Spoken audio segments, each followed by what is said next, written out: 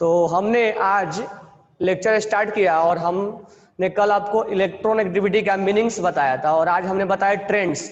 तो left to right electronegativity क्या होता है, इंक्रीज होता है, और टॉप टू बॉटम इलेक्ट्रोनेगेटिविटी क्या होता है, डिक्रीज होता है।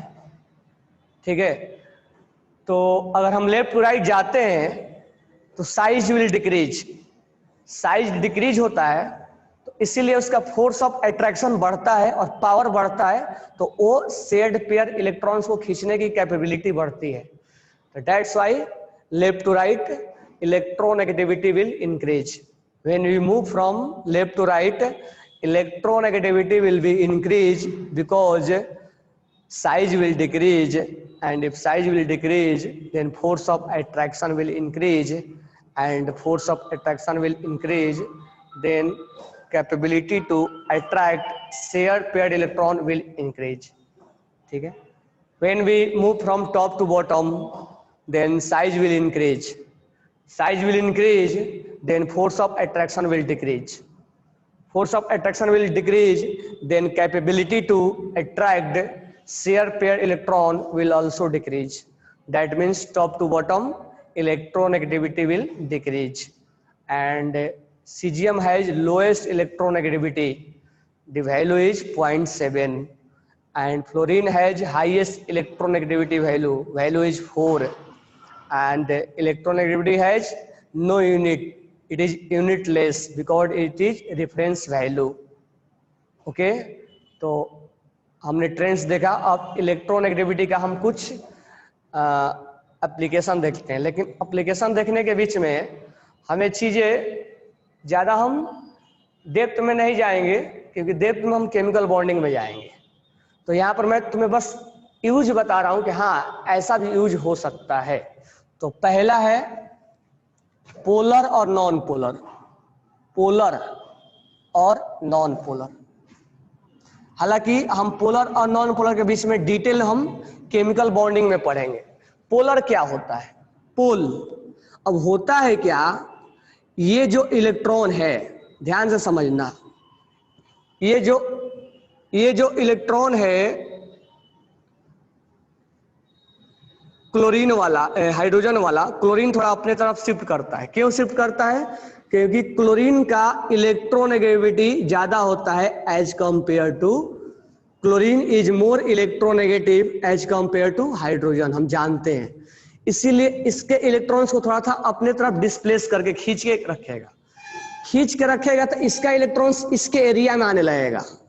जब इसके एरिया में आएगा तो इसमें हम पार्शियल निगेटिव चार्ज क्रिएट कर देंगे, क्योंकि इलेक्ट्रॉन्स इसके पास आ रहा है, दूसरे का इलेक्ट्रॉन्स ये खींच रहा है, इसीलिए चार्ज निगेटिव डेवलप हो जाएगा, क्योंकि इलेक्ट्रॉन्स आने की वजह से निगेटिव चार्ज हो गया। अब पार्शियल क्यों? तो उसका रीजन ये है कि जब इलेक्ट्रॉन्स परमानेंट लॉस होते हैं, परमानेंट लॉस होता है तो प्लस होता है, और परमानेंट गेन होता है तो माइनस होता है। लेकिन यह लॉस नहीं हुआ है, परमानेंट नहीं हुआ है, इसलिए हम परमानेंट माइनस नहीं लगा सकते। ये जब तक ये है तब तक ये इलेक्ट्रॉन्स को खींचेगा, तो इसीलिए पार्शियल, यानी जब तक है तब तक खींचेगा। That means it is partial. Permanent के समय हम कंप्लीट प्लस और माइनस लगाते हैं, और यहां पार्शियल लगाएंगे, क्योंकि जब ये हाइड्रोजन हट जाएगा तो ये क्लोरीन पे चार्ज हट जाएगा। तो ये चार्ज तब डेवलप होगा जब हाइड्रोजन इसके पास में रहेगा। जब हाइड्रोजन इसके पास में नहीं रहेगा तब ये चार्ज डेवलप नहीं होगा। That's why we write partial. तो इसका इलेक्ट्रॉन्स इससे दूर जा रहा है, तो इसमें चार्ज क्या होगा? प्लस। तो प्लस और माइनस क्रिएट होना, दैट इज कॉल्ड पोलर। आप फिजिक्स में पढ़ोगे मैग्नेट में south pole north pole plus और माइनस होता है, तो उसी को हम पोलर के नाम देते हैं। That is polar, polar compound. तो जहां पर ये चार्ज क्रिएट होगा वो हम पोलर बोलेंगे। अब इसमें डिटेल में नहीं जाएंगे कहां कहां पोलर होगा, 10-5 एग्जांपल्स हम देख लेंगे, बाकी एग्जांपल्स हम केमिकल बॉन्डिंग में देखेंगे। That is polar compound. Charge create होना पोलर होता है, ठीक है, चार्ज क्रिएट होना पोलर होता है, दैट इज पोलर। इसको डाइपोल भी बोलते हैं, that is also called dipole. तो चार्ज क्रिएट क्यों होता है? इलेक्ट्रोनेगेटिविटी डिफरेंस की वजह से। तो ये पोलर होने का रीजन क्या है? Due to electronegativity difference between two atom, due to electronegativity difference between two atom, due to electronegativity difference between two atom. दो एटम्स के बीच में इलेक्ट्रोनेगेटिविटी डिफरेंस की वजह से चार्ज क्रिएट हो रहा है और इसी की वजह से हम पोलर नाम देते हैं। ठीक है, नॉन पोलर के बारे में थोड़ा देख लेते हैं। Cl2 है, तो क्लोरीन अपना इलेक्ट्रॉन्स यहां शेयर करता है, तो ना तो ये इलेक्ट्रॉन्स को खींच पाएगा क्योंकि इनमें इलेक्ट्रोनेगेटिविटी डिफरेंस क्या है? डेल्टा En क्या है? 0। डेल्टा En मतलब चेंज इन इलेक्ट्रोनेगेटिविटी वैल्यू, इसका भी उतना ही, इसका भी उतना ही है। तो इलेक्ट्रोनेगेटिविटी वैल्यू क्या है? 0 है। जितना इलेक्ट्रोनेगेटिविटी इसका है उतना इसका है, तो इलेक्ट्रोनेगेटिविटी 0 है। तो यहां पर ये इलेक्ट्रॉन्स कहीं शिफ्ट नहीं होगा। क्यों? क्योंकि दोनों का खींचने का पावर क्या है? सेम है, तो यहां चार्ज क्रिएट नहीं होगा। Due to same electronegativity of both atom,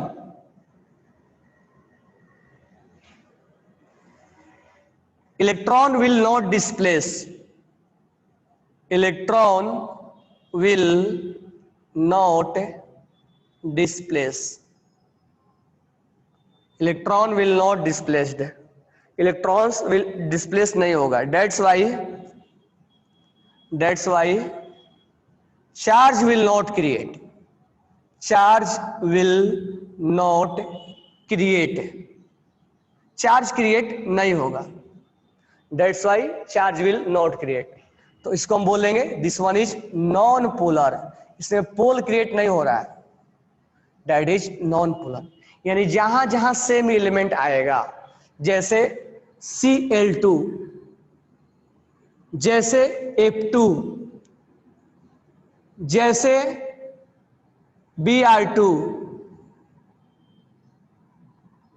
जैसे I2, जैसे O2, जैसे N2। अब ये बॉन्ड कैसे बनता है तो हम केमिकल बॉन्डिंग में सीखेंगे।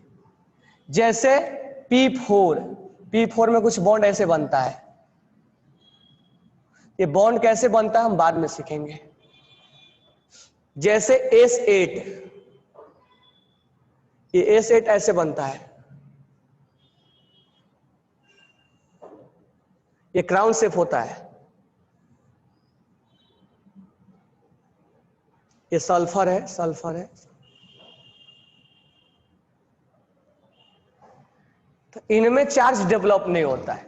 ठीक है, तो यहां पर अभी जो मैं बता रहा हूं सेम एलिमेंट के लिए बता रहा हूं, दूसरे एलिमेंट भी होते हैं तो हम बाद में बात करेंगे। ठीक है, तो और भी एग्जांपल्स हैं लेकिन वो मैं बाद में बात करूंगा। मैं पहले ही बोल दिया ज्यादा इसमें डेप्थ में नहीं जाएंगे, हम केमिकल बॉन्डिंग में डेप्थ में जाएंगे।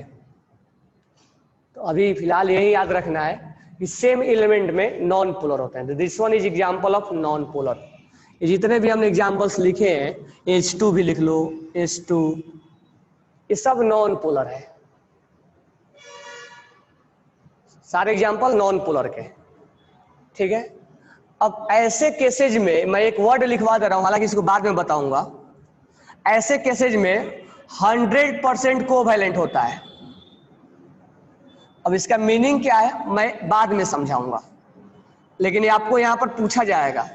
वॉल्यूम में जब आप क्वेश्चन अटेम्प्ट करोगे तो पूछा जाएगा आपसे कि किस कंपाउंड में 100% कोवैलेंट है। तो सेम कंपाउंड अगर है तो उसमें 100% कोवैलेंट है। मैं पूछो अब यहाँ डिस्कस क्यों नहीं कर रहा हूँ, क्योंकि हम कोवैलेंट के बॉन्ड के बारे में हम जानते नहीं है। तो यहाँ 100% कोवैलेंट बॉन्ड है या कोवैलेंट कैरेक्टर है, 100% कोवैलेंट कैरेक्टर है। तो यहाँ पर मैं डिस्कस इसलिए नहीं कर रहा हूँ क्योंकि इस टॉपिक के बाद हम कोवैलेंट कंपाउंड ही पढ़ने वाले हैं, तो वहीं पर मैं डिस्कस करूंगा। ठीक है, ताकि पहले बॉन्ड बनाना हम सीख लेंगे। तो दिस वन इज 100% कोवैलेंट, यानी ये जो सेम एलिमेंट है,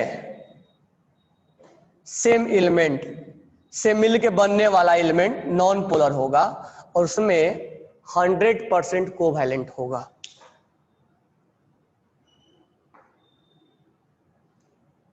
हाँ, इलेक्ट्रॉन में कोवैलेंट में इलेक्ट्रॉन का शेयरिंग होता है। तो हम अभी नेक्स्ट टॉपिक में पढ़ेंगे कि शेयरिंग कैसे होता है। अभी आपका बैच 1 और 2 का चालू भी है और 50% कवर भी हुआ उसमें। तो इसमें पोलर आपको समझ में आ गया होगा। थोड़ा सा मैं पोलर का और एग्जांपल दे दूं कि पोलर कौन कौन होगा। तो पोलर कौन कौन होगा, तो पोलर में HF एग्जांपल है, HCl है, HBr है, H आयोडीन है, वाटर पोलर है, अमोनिया पोलर है। अभी आपको बॉन्ड बनाने नहीं आएगा तो मैं बना दे रहा हूं, बट हम बाद में समझेंगे